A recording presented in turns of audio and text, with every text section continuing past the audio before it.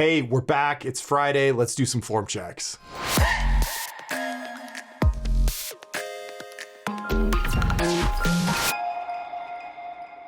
Hey guys, welcome back to another Form Check Friday. I'm Paul. Clint is asleep. You know the drill. Today, I wanted to start off with answering or addressing a question that we got on the Reddit thread, subreddit, whatever you call it. It's a question that every lifter at some point in his career is going to face, and that is, do I bulk or cut? Do I focus on getting stronger and accept the increase in body fat that comes along with that? Or do I call it strength-wise and focus more on my physique?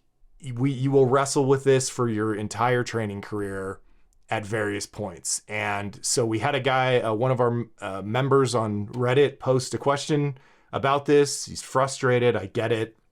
I answered it on Reddit, but for those of you on YouTube or who just missed it, I figured I'd take a few minutes and just address it because it's an important topic. So do you bulk or cut? And I'll just read the question really quickly. He said, "Hey Paul, I've transitioned from a more volume intensive program to your radically simple strength intermediate B template. I'm doing 3 workouts a week. I've been lifting for 2.5 years, beginning with starting strength, only missing 1 or 2 weeks a year. I love lifting. I have great accountability with my buddy, and it fits super neat into my weekly schedule. My struggle has been that I swap programs too often or change goals too frequently, shifting from weight loss to strength gain. I have been a pendulum in my training emphasis. As a result, I'm only slightly stronger than when I stopped trying to do the starting strength linear progression. My long-term goals are as follows: deadlift 405 for 5, squat 315, press 185, bench only good for driving my chin-ups 10, waist is 36 inches. He can do 10 chins.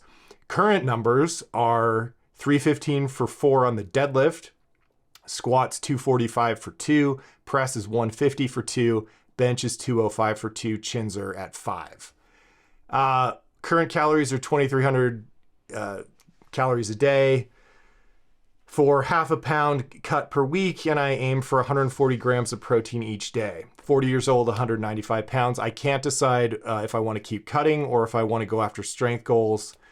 If I was to go after strength goals, what advice would you give? So again, very, very common question. You start lifting, you're brand new to lifting, you start going into the gym and just focusing on basic strength training. You see your numbers go up, your body starts to change, everything's working, it's great. Cut to 6 months, a year, year and a half into the program, and everything's a grind on your novice progression. The easy gains are gone and you don't look that great. You're a little fluffy.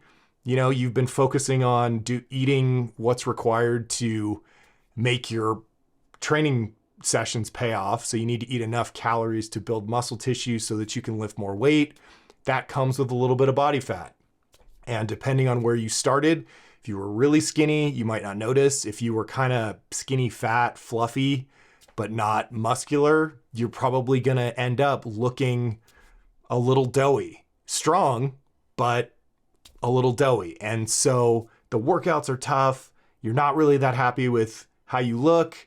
And the question is, do you keep going or do you cut? And so what I told Nick was that it's obviously a personal choice. If you're not happy with how you look and that is the priority, you can absolutely go into maintenance mode on the strength training and start trying to strip off the body fat. But if you have to think about why you're at this crossroads and really the underlying motivation, right? Because a lot of times, if it's just hard, you will rationalize, some excuse to do an easier program, take weight off the bar. And it's not so much the physique goals. It's just that, it's intimidating to go into the gym 3 times a week and you're not sure if you're going to be able to hit your numbers and you're laying in bed at night, worried about it. And so a lot of guys will talk themselves out of continuing to pursue strength. So you have to look at the whole situation. You have to look at your motivation, what you really want and what's most important. In Nick's case, the red flag for me was his numbers, right? He's been training for 2.5 years and he's deadlifting 315 for 4, squatting 245 for 2. Those numbers are not reflective of a 2.5 year well-executed novice linear progression for a 195 pound guy, starting in his late 30s. So in my book, Radically Simple Strength, I have tiers of goals to shoot for, right? And these are attainable goals for the average lifter, okay? Obviously, there's going to be outliers, but most guys after year, maybe year and a half of training, basically running their novice progression, should be able to deadlift 405 for 1, squat 315 for 1, press a plate for 1, and bench 225 for 1. So these are just plate goals, and they're attainable. Nick isn't there. So to me, that means he didn't milk his novice phase. He didn't build a level of strength that would basically earn him the right to do a cut, right? So I told him, essentially, I pulled a section from the book out, and he identified the problem, which is he hops from program to program. So those numbers make sense when you realize that, like, he's got what we call training ADD. He tries this program for a little bit, gets hard, or he gets bored, switches to another one.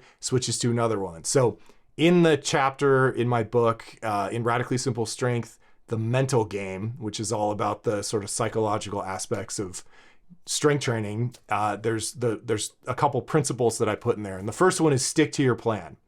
So basically, you can read it, it's on Reddit, but I'll skip to the second paragraph where it says, when things get hard, and they will, you're going to be tempted to start screwing with your program or scrapping it all together in favor of a more novel approach. But anytime you make big sweeping changes to what you're doing, there's a period of stagnation or regression while you adjust to the new routine. Weights need to be reduced and recalibrated. Diet strategies and meal plans need to be adjusted. You end up losing valuable time and sabotaging your progress simply because things got tough or you got bored and you quit prematurely. I wasted what should have been some of the most productive years of my training career jumping from one program or diet strategy to another. And I've sat across from countless clients who came to me for help after endless cycles of unnecessary tweaking and program hopping with no real progress to show for it. Learn from their mistakes and mine. Stick to your plan longer than you think you should. So that's the purpose of those tiers, those goals. It's something to shoot for. Do I really care if you deadlift 405? No, but you've got to know what you're chasing, right? You've got to have a North Star. And what I told Nick was, you should hit those tier 1 goals and you should take all other decisions off the table until you do that. Because if you want to cut, right, and have anything to show off, you're going to have to spend some time building enough muscle tissue so that you don't look like you're sick. If you have to lose 20 pounds, sometimes 30 pounds of fat to get down to a, 10 to 13% body fat where you kind of look shredded, as they would call it, or at least 10% is kind of around where you can start to see your abs, and it's attainable. It's an attainable level of body fat. It's tough. But if you want to look like you work out at 10% body fat, you got to spend a couple years laying down as much muscle tissue as you can. And the only metric that I have for that are his numbers, right? So if you have done the work to get your weight or to move the weights in that tier 1 table at a bare minimum, you can pull 405, you can squat 315. That tells me you've laid down enough muscle tissue to do that. And at that point, you can make a decision. And I would consider that person probably, on average, they're going to be an intermediate lifter, right? By the time you can do that, you're a very late novice or somewhere in your intermediate phase. So you've put in probably a year or two of training. And at that point, you can say, okay, I want to take a break from this. Summer's coming, I'm feeling fat, and I just want to spend a few months trying to get lean, and then I'll go back to trying to set PRs and stuff like that. But until you've done that, you would be best served by picking a goal and sticking with your program until you hit that goal. So I told him, pick any program. Pick one of the programs in my book. Pick some of the starting strength programs. There's tons of good programs out there. Just pick one and keep figuring out a way to get more weight on the bar, right? Until you reach that goal. And then you can reevaluate your situation, okay? In terms of tweaking a program, you don't jump from one program to the next, right? You pick a solid plan and you start running it, and you look at what happens as problems arise with each lift. Oh, the press is stuck. Okay, what's the smallest change I can make to what I'm doing to get more weight on the bar for the press? Okay, maybe I add another back offset. Maybe I play with my light day. Maybe I switch the rep ranges from a set of 5 to a set of 3, and I try and move triples up for a little bit. There's tons of small changes you can make without scrapping the whole program, having to recalibrate everything. So then you solve the press problem, you keep going, and next, the bench gets stuck, or then the deadlift isn't working. And you take each obstacle and roadblock as they present themselves. You find the smallest change that you can make to restore progress, and then you keep going. So your program, you shouldn't ever program hop, right? You picked a reasonable, good strategy in the beginning, and you just make little changes along the way so that over the course of maybe a year, sometimes even longer, your program will evolve from what it was when you started to what you had to do to make it continue to produce results as it got heavier and harder. Okay, so it's not like I'm doing starting strength, now I'm doing 5-3-1, now I'm doing the Texas method. Like, that's a horrible strategy. I've made that mistake many times, and you just end up a year later, sometimes weaker than you were when you left off. When I was finished, tired of the Texas method and sick of grinding out volume day and switched to 5-3-1, it was like so easy. But a year later, I was weaker than where I left off the Texas method. So that was like a year of training just wasted. And that's what I'm talking about. The program doesn't really matter. As long as it's a decent, sort of well-designed program with some logical loading and progression strategies, you just do that.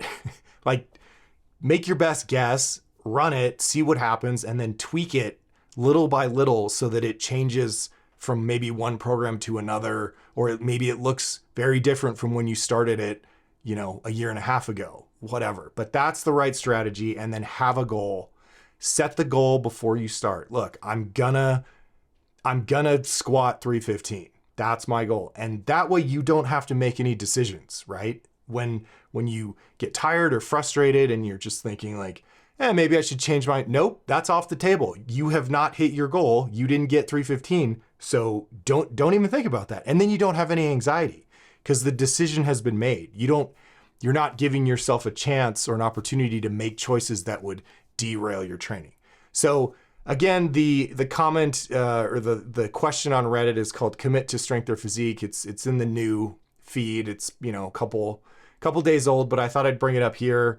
The other thing I told Nick, in case you guys missed that when I read his question, was that he said he was eating 140 grams of protein a day and he weighs 195 pounds. That is not enough protein. Minimum 200 grams of protein, more is better. So that may be another thing that was contributing to his, I would guess, frequent stalling and resetting, was he just wasn't eating enough protein to give his body the resources it needs to build muscle after his workouts, right? You don't get strong lifting weights, you get strong recovering from lifting weights. If you bust your ass in the gym and then you don't eat enough, particularly protein, you sent the message to your body that we need to build muscle, bone, tendon, ligament, all that stuff, but you didn't give it the bricks to build the house. And so you're just wasting your time. So up the protein intake, pick a program and run it till you hit your strength goals. And then you've earned the right to pick a new goal, which is what we have to do. After you get to the outside the novice phase, it's a series of projects, okay, I'm going to work on setting some PRs for the next 12 weeks or half a year. And okay, now summer's coming and I think I want to, go into maintenance mode and work on losing some body fat. Okay, now I want to do some bodybuilding stuff and work on bringing out lagging areas in my physique. Those are all acceptable goals once you've laid down a foundation of strength, neuromuscular efficiency. In other words, you know how to lift, you know how to grind, and muscle mass, right? Then all of those other things are going to work a lot better. So just thought I'd give you a quick rundown of my answer to that, and hopefully it's useful. In the meantime, or next, we're going to get to why you guys are all here, which is Form Check Friday. So thank you for bearing with me on that, and I hope you got something out of it. Okay, you guys know the deal. I have not seen any of these. I'm seeing these lifts for the first time, except maybe this one. So let's get into it. I think we got 7 today, so I'm going to try and, we're already 20 minutes in, so I'm going to try and do this efficiently. And here we go. Okay, El Guapo. So my man just hit a 405 squat. I think he's a late novice. He's at the end of his novice progression, and he just posted on our, in the subreddit, a little victory celebration of squatting 405. And it was deep. It was a deep rep. So thank you for your coaching you've given me on the squat. I'm still working on applying your advice and will post a form video in the near future. Please review my deadlift technique, especially my setup, hoping to get to a 500-pound deadlift by the end of the year. As a quick reminder, I'm the guy whose right foot is naturally turned out, so my setup might look a little weird. Thanks again for the coaching advice. Yeah, I mentioned something about his stance, and he clarified that, let me kill the volume here, that he has a little bit of an asymmetry with his feet and his legs, and that happens. Asymmetries are a common thing. Very few of us are perfectly even on both sides. I carry the bar lower on my right shoulder naturally. I have to have my right foot slightly further back than my left foot. So if no one knew that I knew what I was doing and was coaching me, they would tell me to even out my feet. And actually that makes me twist when I squat. But these are things you pick up over time. These little things where I just have to make it feel like the bar is 2 inches higher on my right shoulder. And then when someone watches me, they say that's even. Feels really weird to me. Feels really high on my right, but I'm trying to get it to look as even as possible, even if I have to make some accommodations like turning a foot out, pulling it back, something like that. We all have to do that. It's okay. That's my point, is everybody has asymmetries, and you just do your best to overcorrect and make it look even, and then everything will be doing, each muscle group and joint will be doing its job. So, okay, let's take a look at 355 by 5, and we'll see what we got here.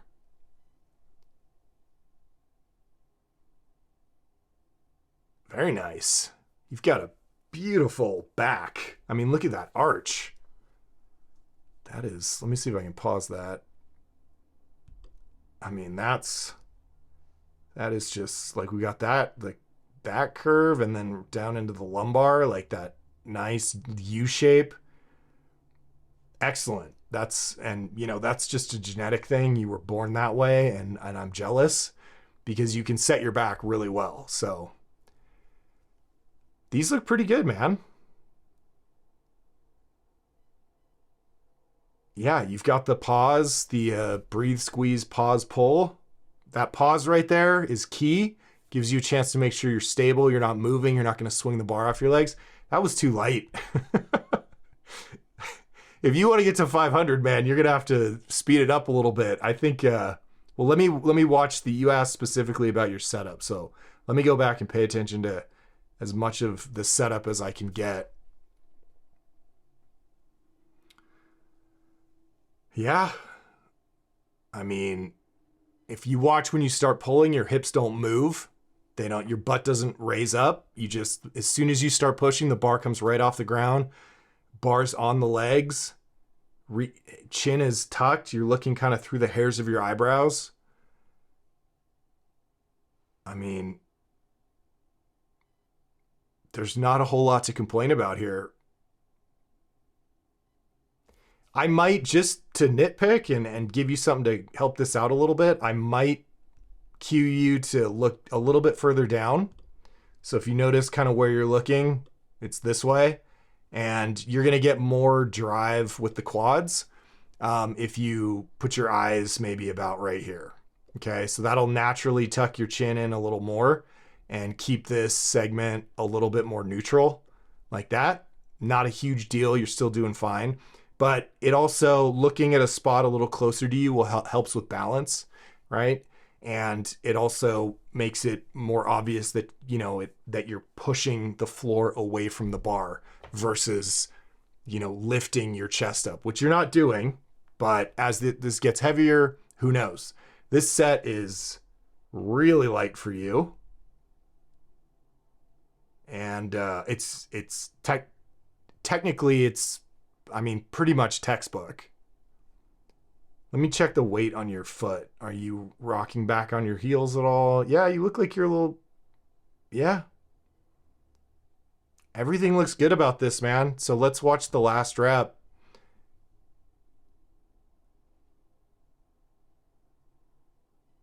It's solid.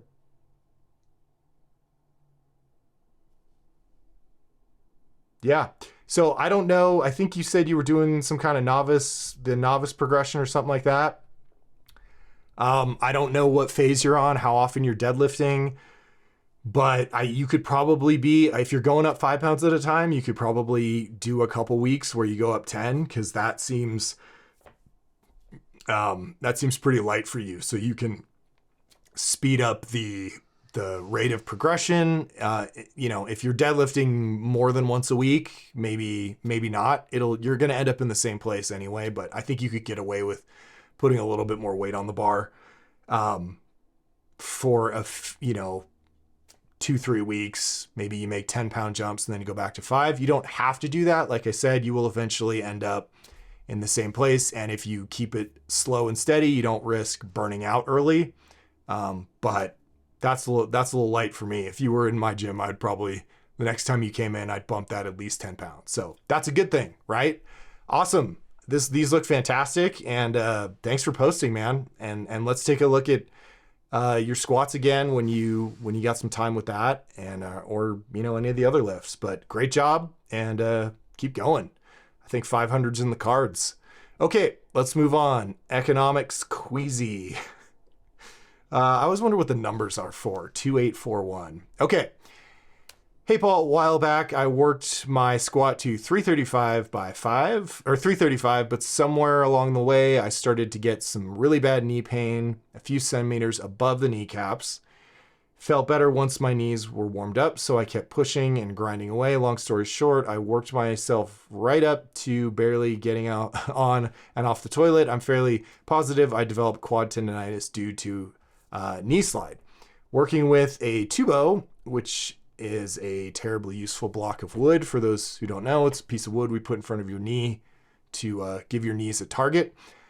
I feel I can get my knees set, but I cannot seem to get leaned over fast enough, and my squats look glitchy or hitchy or something as I'm hyper-focused on my knees. I focus on leaning over faster or sitting my hips back. I just cannot set my knee or get my knees set. As you will see in the video, when I get my knees set, I feel like my back is pretty vertical and I have to continue leaning over all the way down. In the video, the blue shirt is a quick clip of when this all began so that you can see my old form, if that's helpful. And the second clip in the gray shirt is my most recent squat session. Am I getting anywhere close to being on the right path? Oh, this is so frustrating, isn't it? Okay, let's take a look here, my man. Turn that up a little bit. All right. So, what do we got? Blue shirt. Well, let's look at the most recent one, and we'll go from there.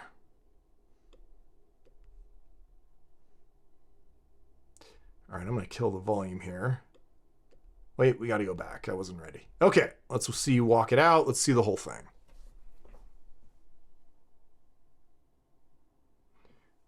All right, so we'll watch a few of these, and then we'll We'll deal with it.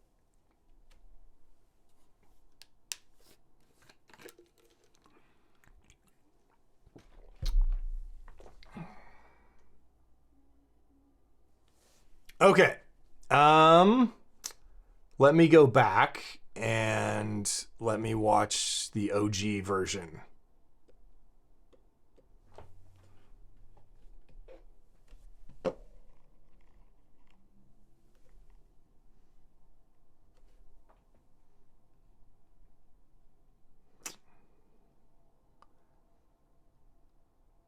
Okay.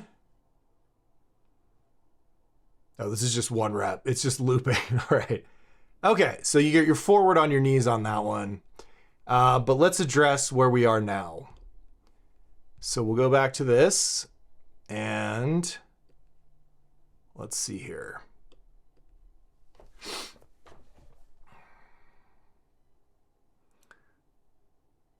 So you've got no hip drive here. You're taking too long to lean over, as you can see, and there's zero hip drive on the way up. You're also back on your heels a little too much. So you've got too much weight on the heel at the bottom. Yeah, so the knees are not getting, I think you kind of talked about all this stuff in your description, but there's a lot going on here. And yes, we can fix this. So let's start with the descent, okay? So you have to set your back angle by the halfway point, okay? Meaning you are as leaned over as you're ever gonna be by the time you're halfway down. So let's stop you halfway, okay? Right there. All right, it's maybe a little lower than halfway, but you should be done leaning over right now, and you're still leaning over. See how your back angle changed even more, okay? Now, so this is the back angle. Well, that bottom position is the back angle that you likely are going to assume on the way up when we have you hip driving, which you're not doing yet. So we have to talk about that too, okay? But this angle right here, okay? So you need to be that leaned over by the time you're halfway down. And I know that you're focused on the knees, so all your concern is knee, and you're forgetting about setting the back angle. All of this has to be done at the appropriate time or everything's gonna be off on the way up, okay? So let's talk about fixing this. So if we go back, well, we'll just keep going here. All right, so if we watch how I'm gonna slow this down and we watch what breaks at what time, okay? So we've got the hips going back, the knees going forward, okay, and leaning over. So you've got, so you're unlocking, right? But you notice all your weight is back, okay? So you're like kind of shoving the knees forward a little bit, right? But most of your emphasis is on sitting back into the bottom, okay? So your weight is already too far back. So if we keep going, see that? Now everything's back here, okay? Your knee, you're pretty much at the halfway point. Your knee is like here, all right? Now let's figure out where it's gonna end up at the bottom when it slides into position. It's not that much further forward, and the reason is it will be further forward than that if you didn't have all your weight so far back, okay? So let's see if there's a rep in here where you actually slide into the position where the knees track a little bit further forward. Oh, that was the better. Okay, wait a minute. There we go. All right, let's look at this one. So now you've got, see how you're past the halfway point, and now your knee is like here. It's almost over the toe. And your knee does not have to be a certain distance relative to your toe. It's going to be different for everybody based on their segment lengths. Hold on, I'm losing my light in here. Let me lighten this up a little bit. Okay, let's see if that did any better. Sorry guys, Maybe I'll try and edit this out. Okay, looks like I'm a little bit brighter. Okay, so now let's see.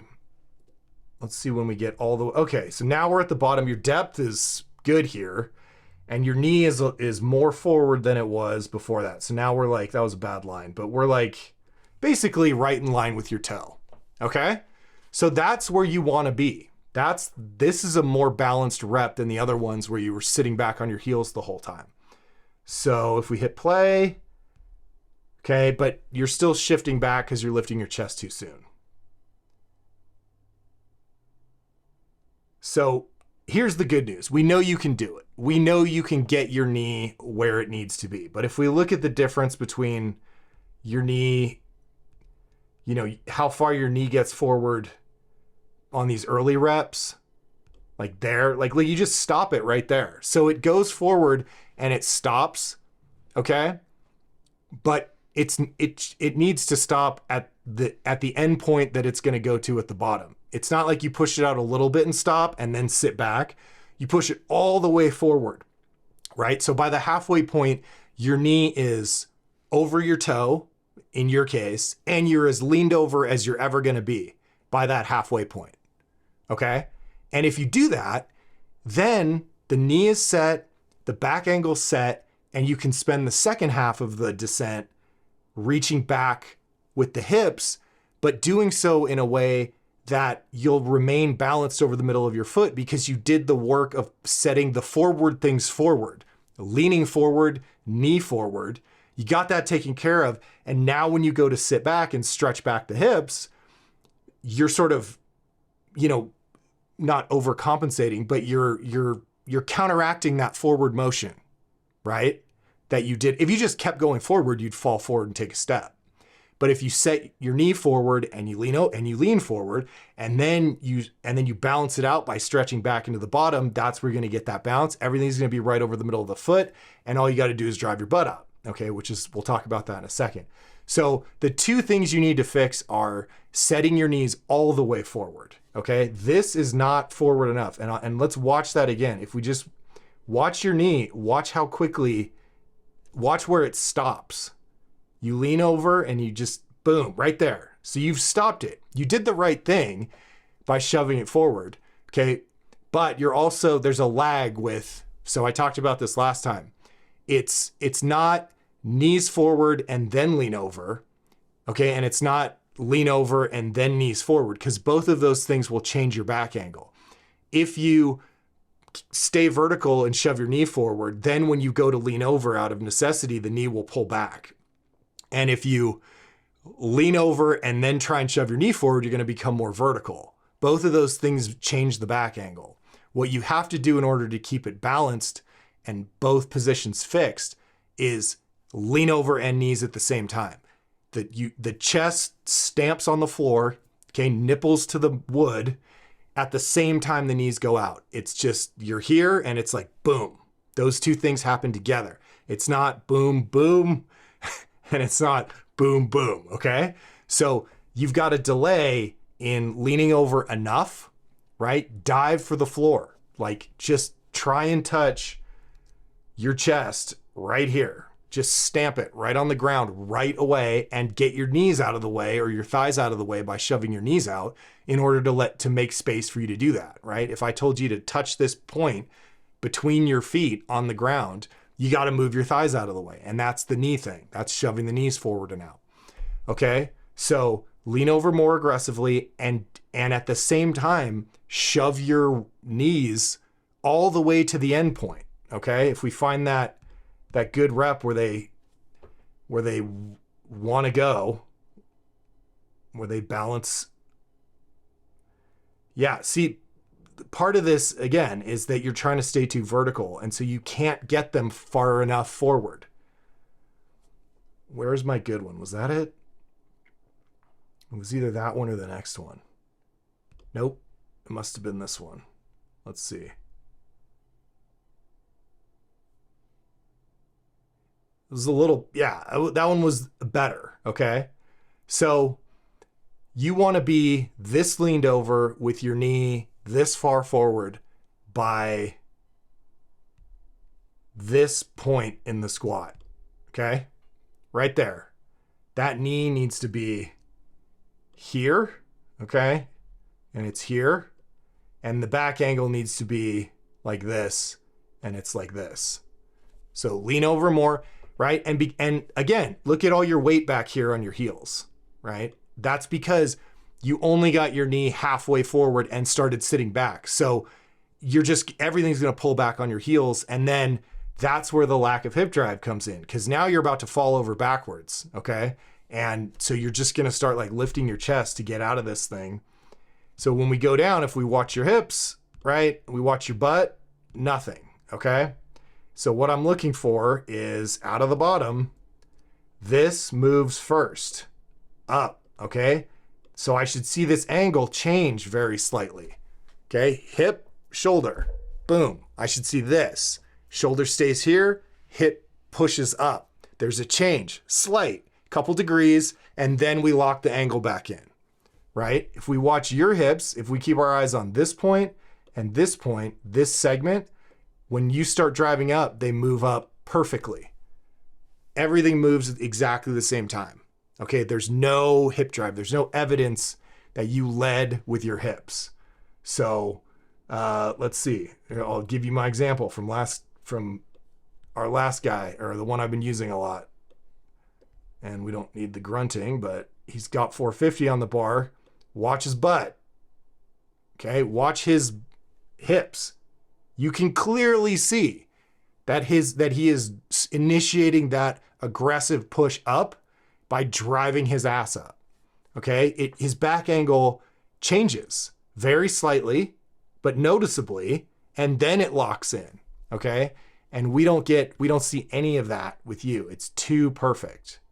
The relationship is just even the whole time. Okay, and so this is all good news for you. Okay, now I know you're frustrated, but it's all good news, because that means you're lifting what you're lifting now without hip drive. And once you learn to get balanced at the bottom and then drive your butt up real hard, you're gonna lift way more weight. Everything's gonna be easier, right? Because you're using more muscle mass. So you need to get your knees forward sooner, and you need to establish your back angle sooner. Lean over more right away, shove your knees further forward faster, okay? It should feel like, as you lean over and shove your knees forward and out, that your weight is going to your toes, okay? That's okay for now. Like toes for the first half of the descent, and the second half of the descent is heels. So weight on the toes, and then you reach back and the weight comes back to the heels. Ultimately, it's gonna be middle of the foot, but thinking about, okay, toes, heels often helps clarify this for a lot of people, okay? So drill wise, I would work on your pause squats. Okay, so hornstrength.com/videos, pause squats, right? The description, I'm sure I've talked to you about these before, but the description is in the YouTube video, in the description. The instructions are in the description. Pause squats, you need to feel what it feels like to be balanced at the bottom, okay? You need to go down to the bottom and pause and go, is my weight balanced over the middle of my foot? And you're gonna be on your heels a lot of the time, and you're gonna feel it. So you're gonna shift back while you're paused for 3 seconds, you're gonna shift forward, go, okay, now I'm balanced. This is what balance feels like. And then you come back up. And then the next time you go down, you try and get to that balanced bottom position without having to shift around, okay? So read the instructions on YouTube for that and work on those every time you squat as part of your warm up. Just pause and just until because if you don't set the knees, and you go down to the bottom and pause, you're not gonna be balanced, and you're gonna notice it while you're sitting there for 3 seconds. You're gonna feel it, okay? And you're gonna feel yourself you're gonna feel that you might not be leaned over enough too, okay? So that's my advice. Bring the tubo back, and that will, you'll be able to see it in your videos. Did you touch the tubo or not? If you didn't, put your knees further forward, okay? So if I was with you, yelling at you, we could fix this real fast, because I would just yell at you until you actually put your knees all the way forward, and then sat back, and you'd be like, oh, okay, I thought I was putting my knees forward, but I wasn't. You're not. You need to do it further, faster, and you need to lean over more right away, and you need to drive your ass up out of the bottom. So go work on those things. Try the pause squats, try the bounce pause squats, figure out when you think you got it dialed in, and post another video, and we'll keep working on it, man. But yeah, don't be a stranger for so long, because this is gonna, you're gonna devolve, and you're gonna be banging your head against the wall. And if you can get another video in next week or the week after, we can make minor tweaks until we fix it. Okay, good. We're gonna move on. You go work on that. Thanks for the post. All right, Luke, yes, with Gus. We got a wiener dog picture. For those of you who don't know, Luke has like an army of wiener dogs and other dogs, and he lives on like a farm, and it's just like, looks like dog heaven. So, all right, here's my bench. If I need to adjust the camera position, let me know for next time. I've been working on keeping my elbows from flaring, and to drive the right arm up so the bar stays level. Bench 202.5 for 5, and Gus. Okay, so Luke had an asymmetry. We talked about that earlier, where one arm was, yeah, that's it. So just to give you guys a recap for those who weren't keeping up with Luke, he had a thing where as he was coming up off the bench, the bar would tilt, right? One arm was pushing harder than the other or stronger than the other. And so the correction that I gave him was, as stupid as it sounds, just push harder with the other arm. So keep all your focus. I think it was his right arm that was dragging. And I said, don't think about your left arm, just think about your right arm, and just think about all your thing is push with your right, push with your right, push with your right. And a lot of times, as simple as that sounds, it corrects that asymmetry just by focusing on the dragging. Now you can see a little bit of it there, but it's definitely not, yeah.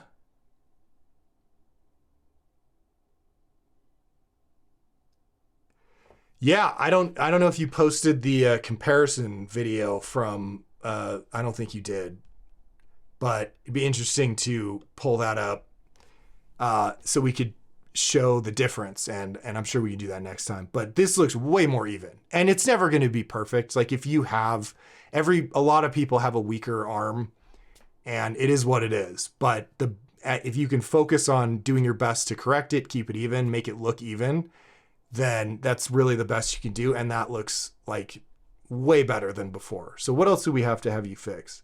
Keeping the elbows from flaring and trying to drive the right arm. Okay. So let's just make sure that the elbows look good before I move on, because you're an easy one.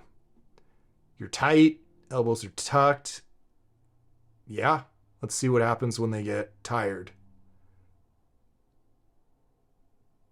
Yeah, so they're gonna flare a little bit as you start to fatigue. So yeah, you can see right there, you're just trying to get it up, and they're trying to move into a more mechanically efficient yet more dangerous position. So if they flare on the last rep or two, like it's no big deal. Like you're going to be fine. Fantastic, brother. Those look great. And looks like it worked. Just keep thinking about, that right arm. All right. And say hi to the dogs for me. Okay. Moving on. Miguel back. We haven't seen Miguel. Last time we saw Miguel, he was getting a powerlifting coach, and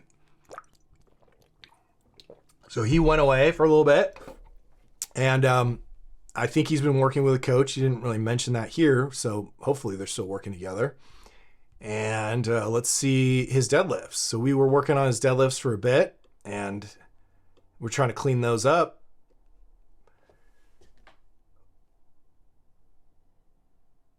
Okay.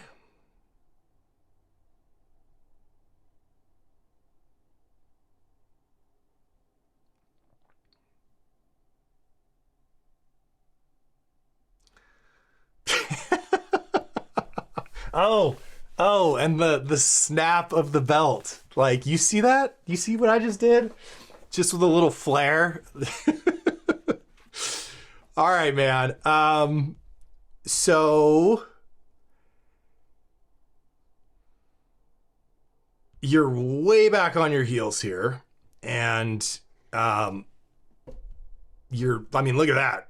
You're doing this rocking thing, and then you notice how much you have to travel up before, like if I slow this down, you can see how much movement happens before the bar actually leaves the ground. Hips are coming up, right? Hips are coming up, hips are coming up. Now the plates are off the ground, okay?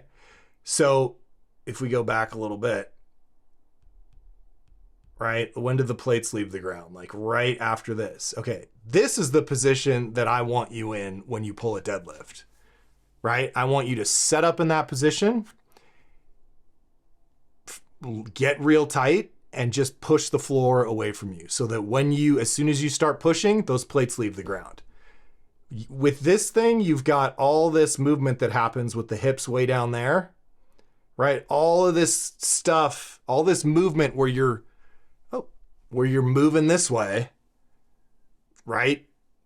Your momentum is carrying you back up and forward. Hang on.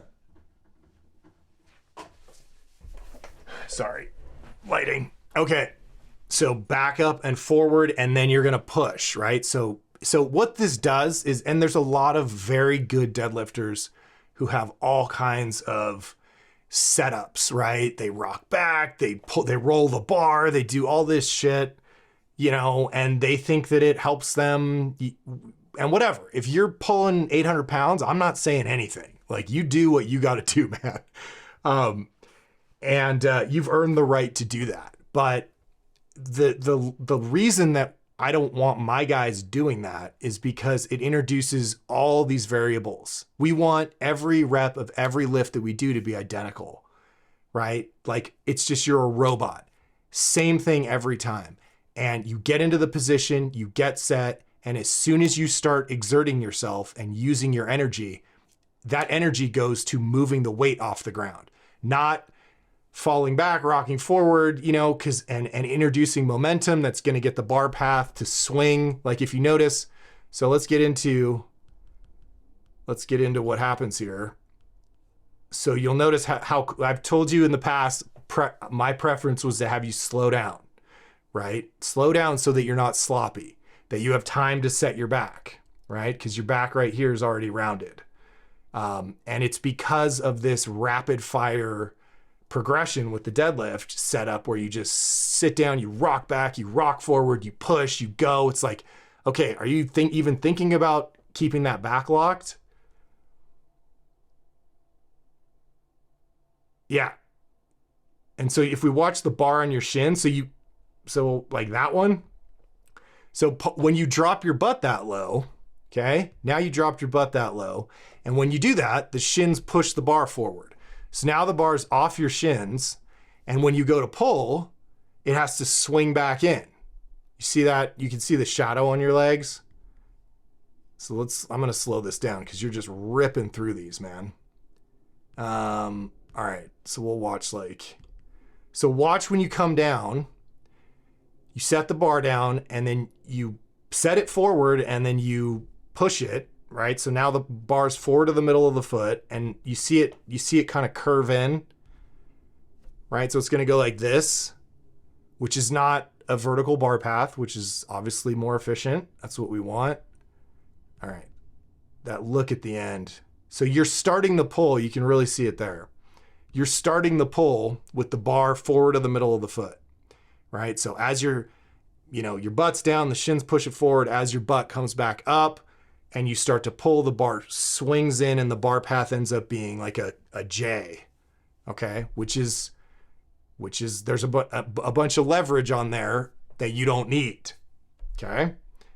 The rest of it, that's solid. It's a good pull once it comes back in, but with the dipping of the hips so low and how aggressively you're going from one to the next, like your back might be set there because you dropped your butt, you slacked the hamstrings so you have more room to set your lumbar spine. But as soon as you start driving forward, like it's already round right here. So you've already lost whatever extension you gained by dropping your butt that low. Yeah, you set it, but as soon as you got into the position, again, the plates are just off the ground right here. And again, this is the position that I want you in for the deadlift. I want you to start here and lock your back and then push straight. So the bar doesn't have to curve. It's a straight line, there's no deviation in the bar path, and your back is locked and there's no momentum. And all of the work that gets you, all of the effort of getting from down here to the point where you're actually using your knee extension and your legs and your energy, and none of that is contributing to moving the bar, okay? Other than the psychological benefit of kind of rocking back and rocking forward, and I'm not discounting that, right? I do that a little bit in my deadlifts too, and I've done it a lot and tried to find a good balance of like, I feel like if I get a little bit of rocking happening, then it helps, it feels lighter, it makes the weight feel lighter. But the cost of that is you introduce a lot of variables with momentum, so it's not methodical. There's a lot of things where maybe you bump it a little further than you normally do because you got carried away, and now it's 2 inches in front of the middle of the foot, and it has to swing back, and it's not systematic, right? The method that I always advocate, which is get yourself in the right position, balanced, hips high, everything, and then breathe, squeeze, pause, pull. Don't drop your butt, right?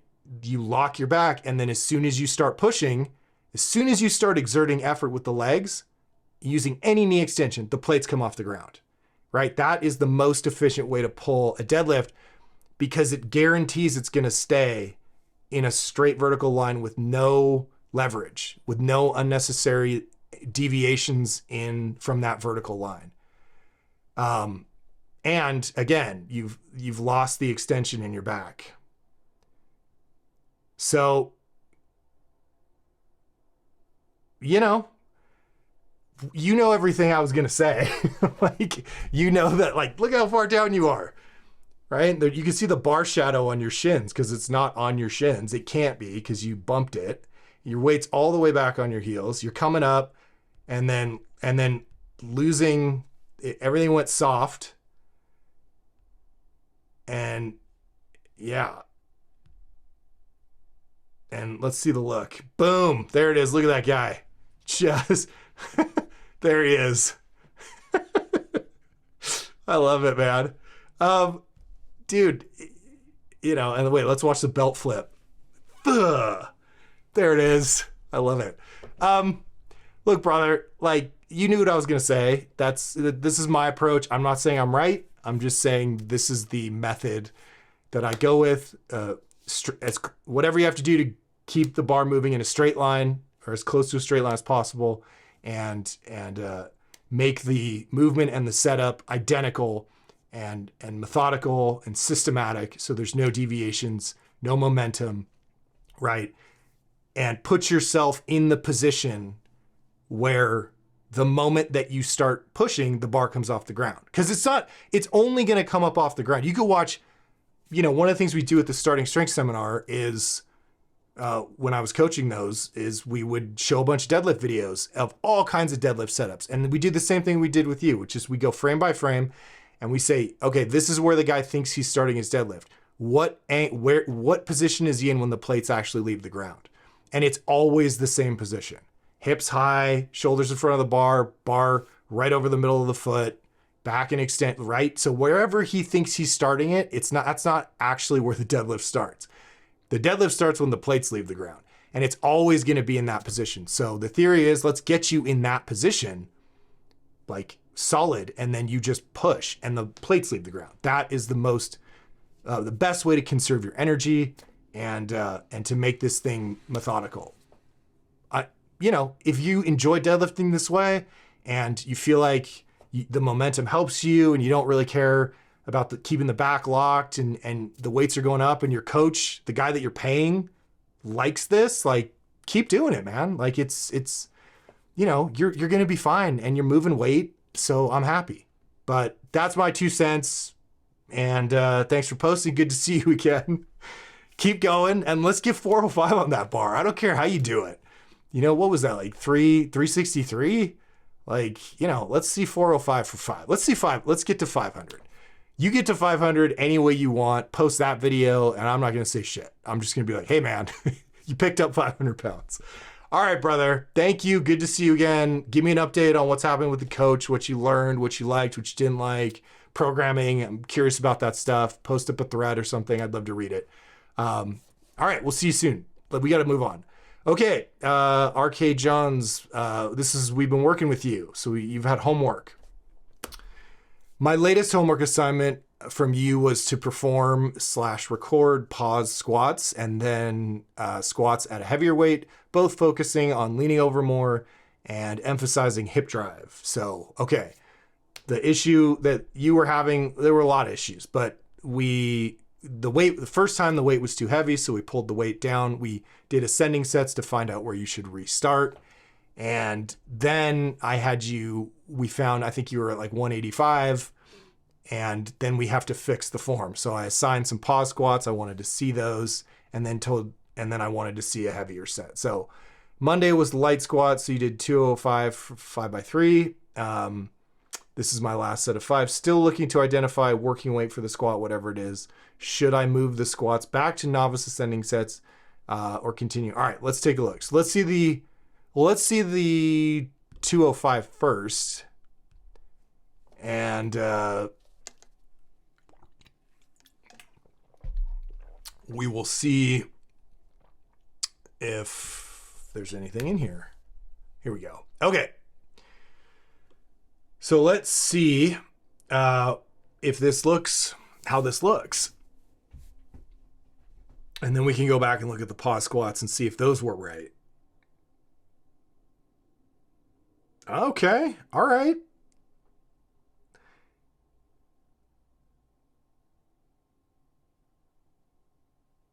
Okay. These are much better.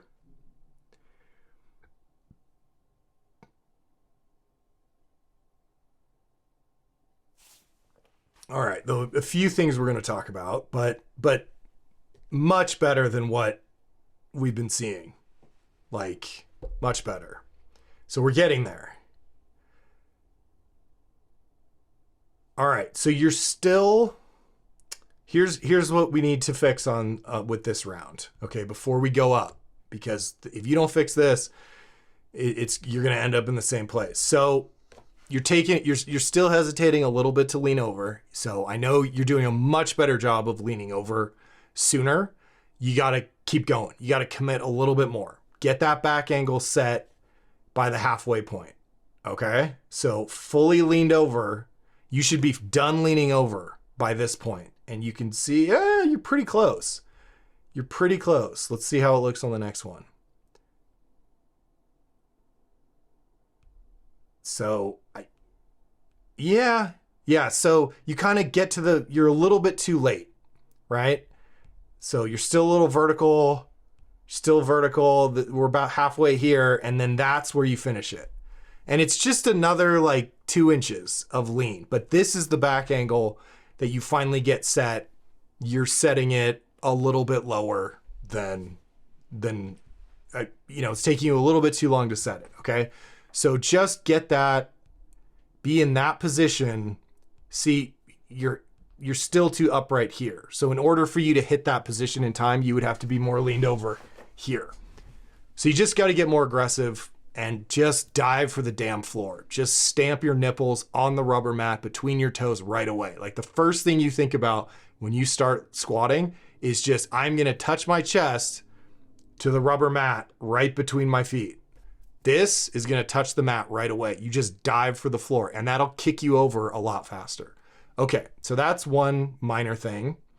You can see that your knee is still pulling you forward, so you're not sitting back enough at the bottom, right? If we go back and watch your knee, let's find one right here. Okay, so I'll slow it down for you so you can see it. Okay. And just keep an eye on this knee right here. See how it's still moving forward at the bottom? Okay. So that means you're squatting into your knees instead of sitting back. The second half of the rep, the knee should be completely fixed. So by the time you're here, your knee is set all the way forward, and it's all about sitting back, reaching back with the hips. Okay, so this is done moving forward, and you're gonna shift your weight back here from this point down. Okay, from this point of the squat, it's all about the top half. It's all about leaning over and getting the knee forward. From this point, the second half, it's all about staying leaned over, leaving your knee there, and reaching back with your hips, pulling your weight back off your toes, more onto your heels. So if that knee slides forward at the very bottom, you didn't sit back enough, okay? And so we're gonna go to the pause squat and we're gonna look at that. But before we do that, the last thing I wanna mention is your knees are caving in. See that? See that right there? They're moving in like that. And if I had a camera right behind you, we'd see it quite a bit more. So I actually think, and I know this is going to sound like I'm contradicting myself, but I actually think you went too narrow on this stance. So your knees might actually be outside and caving in a little bit. So I would move this out, your stance width, about 2 inches. I think I told you to bring them in, but this is too narrow, I think. And then just make sure, so you can see as you start to drive up, they cave in. This is more of a brain thing. So assuming you get the stance right, widen it just a little bit, like 2 inches. As you drive up, you look straight down between your toes where you're trying to stamp your chest. You keep your eyes down there and you watch your knees out of your peripheral vision. And if you see them move in, you shove them back out. You make them go out with your brain. The moment you start driving up, it's not just drive your hips up, it's hips up and keep the knees out. So you push, push, push, push, okay? It's not just hips for people who have this issue. Because if you drive the hips and the knees cave in, you're gonna make this like circular pattern with your hips. So just wanna nip that in the bud now before we add weight, or else we're gonna get into trouble. And we're gonna have most of the things right, but the knees kept caving in, so the adductors didn't get stronger, and we're gonna have to reset you again, okay? So let's see here.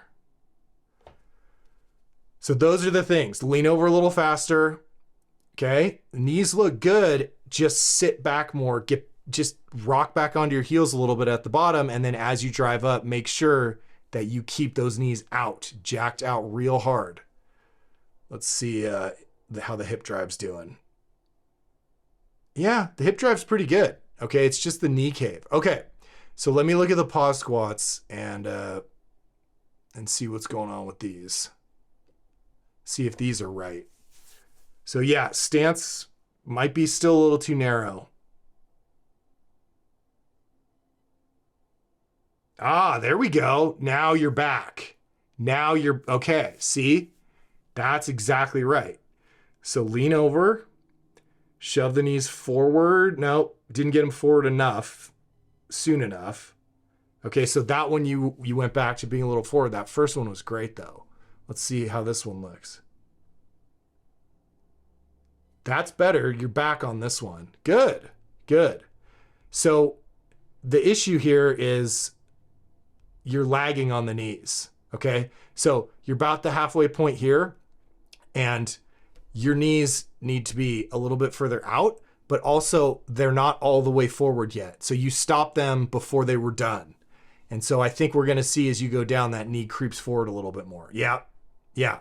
So this is where your knee wants to be, okay? Like relative to your toe. It's actually pretty far in front of your toe, which is fine, okay?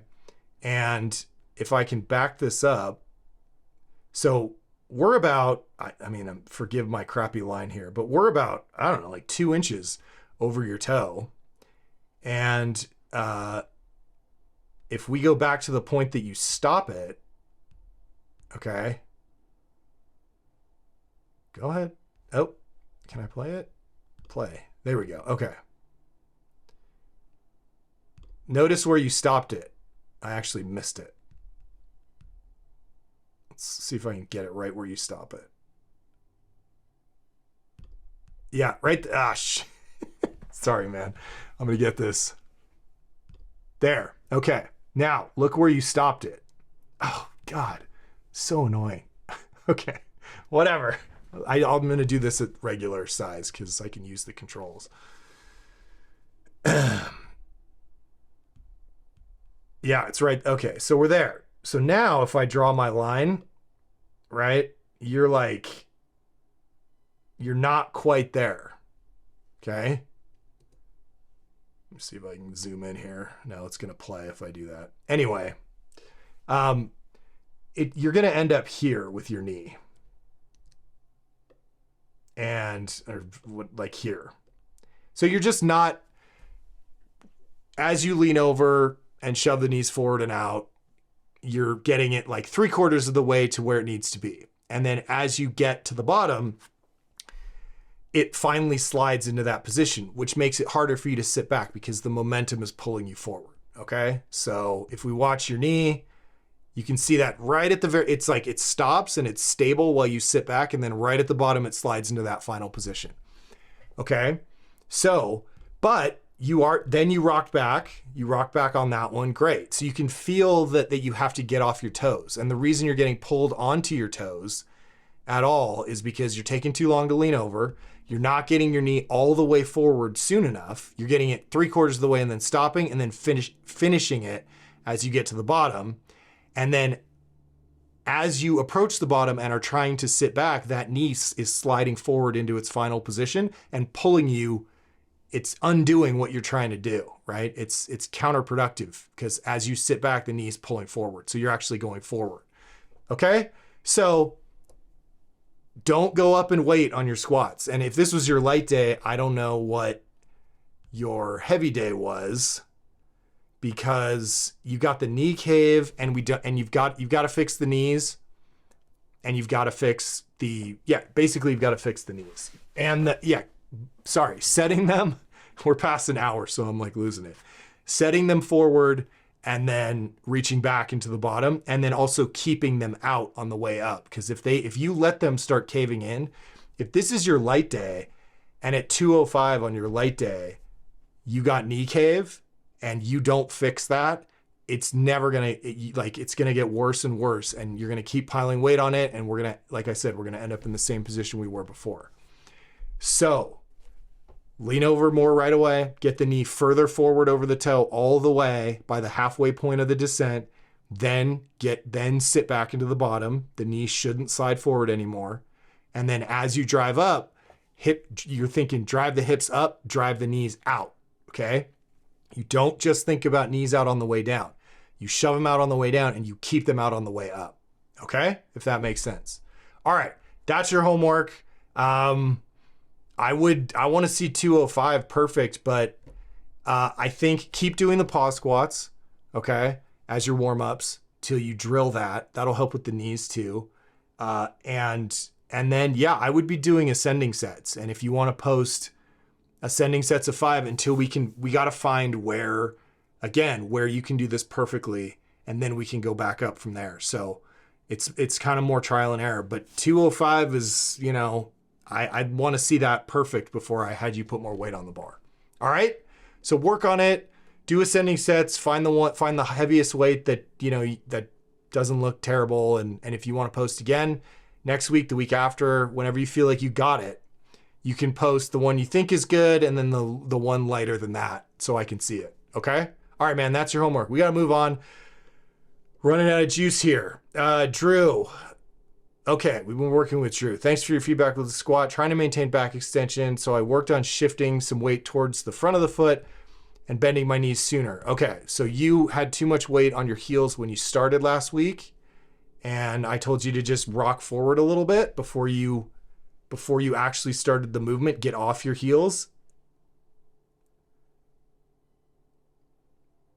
There we go. Okay, better. Okay. It's a little, I can tell you're like, it feels weird, and it's going to feel weird.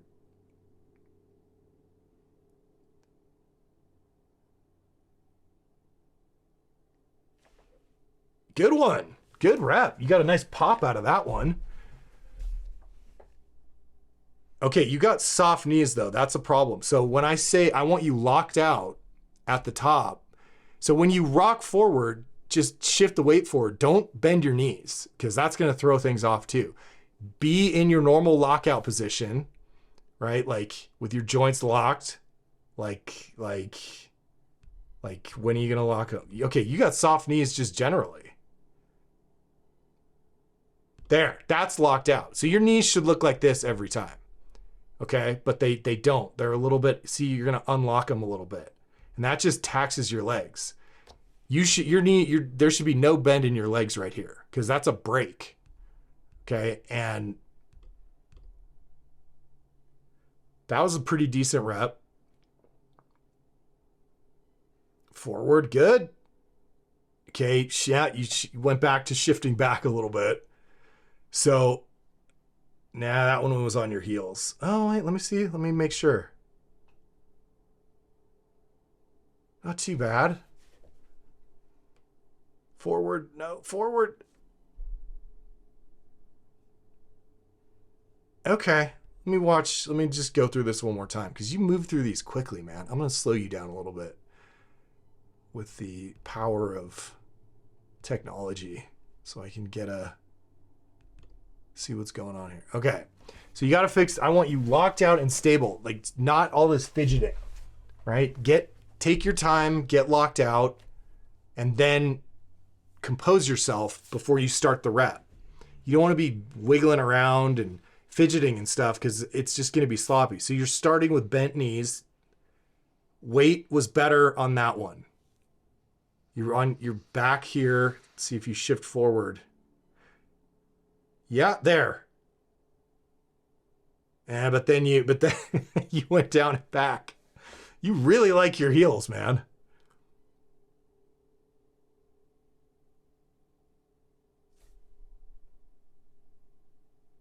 Yeah, this knee needs to get more forward. That's really the deal. Let me see. I'm going to go compare that other rep. Oh, there we go. Okay. Now, look at, let me see if this is the right rep. Look at how far you get your knee on this one. Okay? So, relative to your toe, we're like here. We're like here. So you're like right at the edge of your toe. Okay? That's good. Let's go back and watch some of these other ones and see how far your knee gets forward. When you start back on your heels, it's not going to get forward enough. See that? Yeah. So that one, look, your knee's like back here. You can see your toe peeking out on the other side. That is a heel. And what's going to happen on the way up is this shifting back because so you just have to counterbalance your love of your heels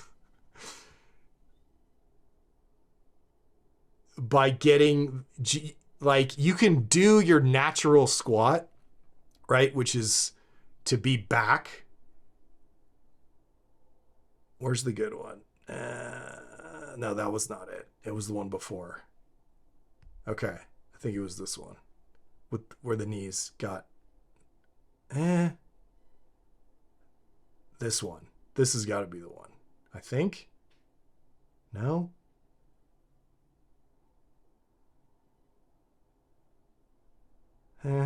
Okay. I don't know where I put it, but it's in there somewhere.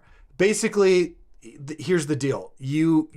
And I forgive me for repeating myself. I'm kind of running out of steam here, but you're all sit back, and that's okay. That's part of the squat, is to sit back in the bottom, but it's not from the top. So all you have to do to fix this is get your knee further forward fast. This has been the theme for squats today. It's all sitting back. I think, we did talk about this last time.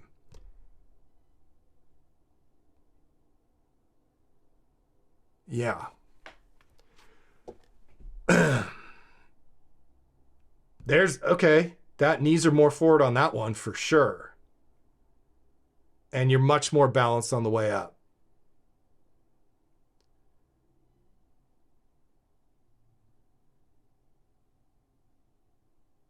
You can see him caving in a little bit too. But we got to take one thing at a time here, man. And yeah, maybe that was the good one. But I think the one before that was, or the two before that was even better. This is the last one.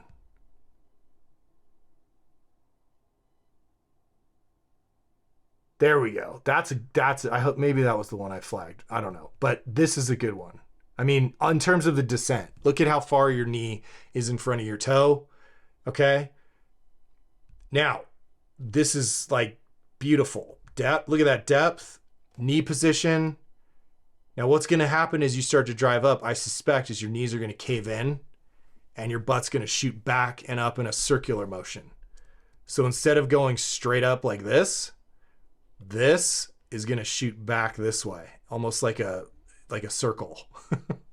Okay. And it all comes from, if this knee moves in like that and the other one caves in, then this goes back and up instead of just straight up. So let's see. Yeah. So you can see it shot back and up, and that's because the knees caved in. So those are the two things that we got to get fixed here. Okay. We know you can get your knee forward, right, into that position over your toe. Whatever you were thinking about on those reps, whether it's shifting your weight forward, make sure the knees are locked, shift your weight, a little bit of weight so that you're starting with some more, you're not starting on your heels, you're starting balanced, which is going to feel like a little bit of pressure on the toes more than you're used to. Get leaned over right away and get those knees all the way forward right away. By the halfway point, those knees are all the way forward. Okay? So by here, right? I think this is the good one. Hopefully. Maybe. No. Okay. But by here, you're all the way forward. Let's see.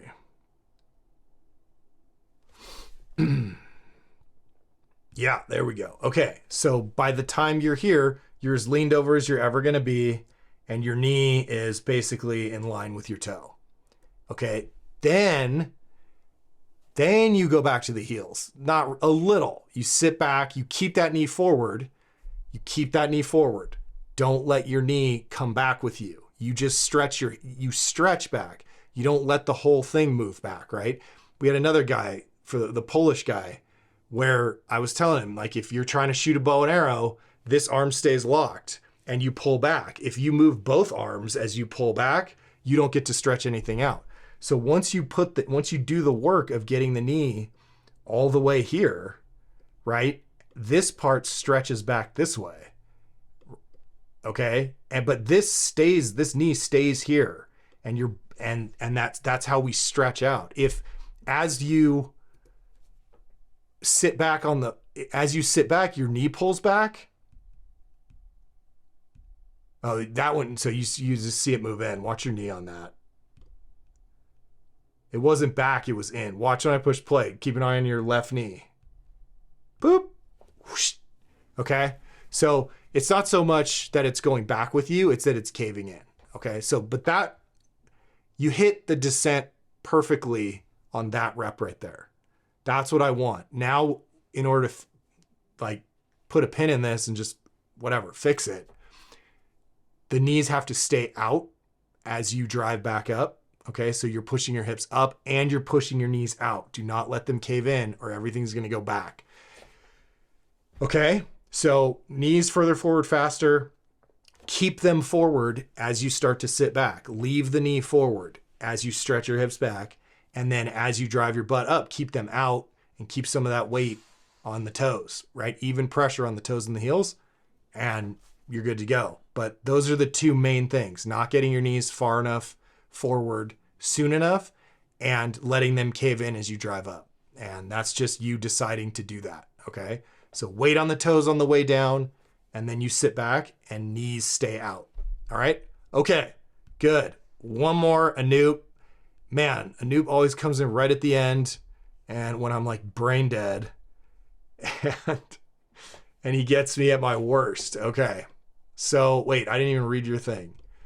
Anoop, you got to post earlier, man, so I'm like fresh. I have reduced the weight on the bar and tried the knee first cue and then the hip cue. Please let me know if depth and form are correct. Okay, Anoop, it's gonna be a quick one, man, but let's see if we're doing better here.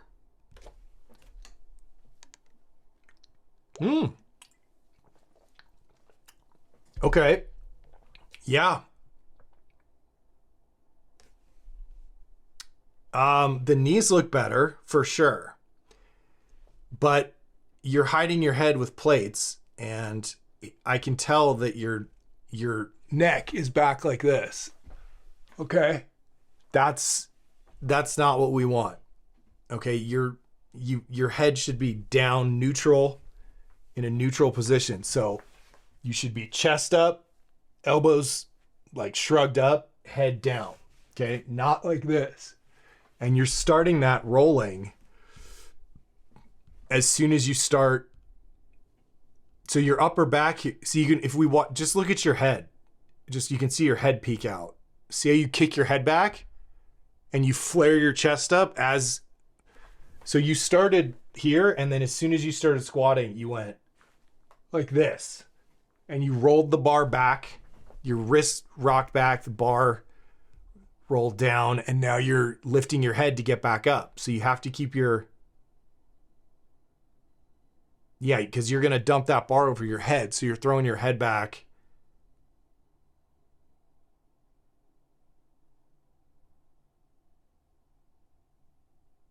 Okay, so then you're doing a better job with the knees, but you have to fix this upper back position, okay? Because if you don't fix that, everything else is gonna get away from you. So this flaring at the top, if we watch this area up here, okay?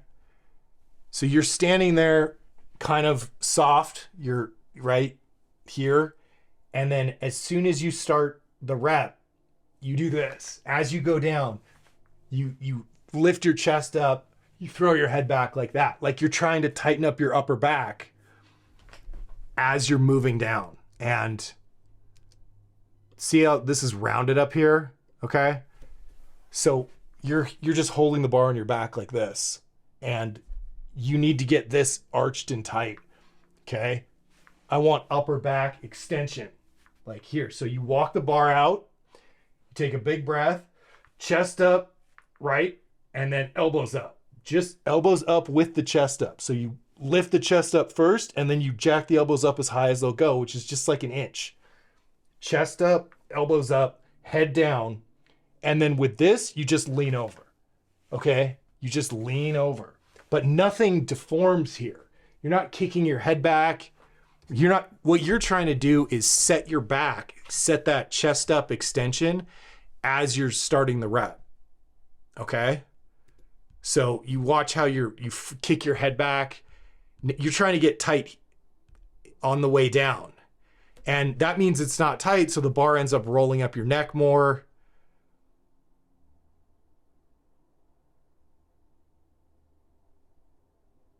Yeah, and then a lot of this is just the fact that your head is kicking back and your upper body's soft. So what I want you to work on, and you're gonna have to lower the weight to do this, okay? You've gotta get this upper back locked and tight. So I don't wanna see this, I wanna see this, okay? I wanna see chest up, elbows up, chin tucked here, okay? And then when I squat, I just lean over.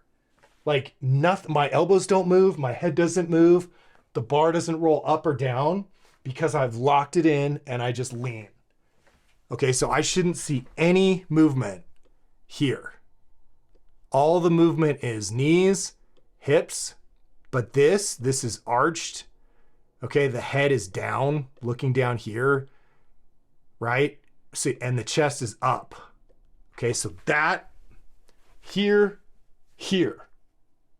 and that's it. So I want you to show me whatever weight you can do that with, because if we don't get this upper back fixed, the rest of it, it's just going to fall apart. You did a much better job setting the knees, but because everything's moving around so much on your upper back, right? It's like you got to, the depth looks, it's not bad. Knees need to be out a little bit more. Okay. But see this position right here, it's like rounded and the head back like this, right? You're kind of like hunched like this. And I want this. I want a big, proud chest, right? Just more horizontal. Okay.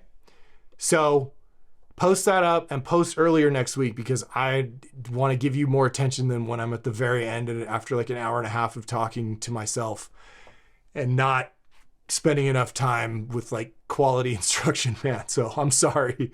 But work on that. There's videos about it all over on the YouTube channel and stuff like that. So we'll get you dialed in, but much better job with the knees. When we fix that upper back position tight, like pause squats, right? That's what the pause squats are for. That's what I want you to do. Go work on pause squats.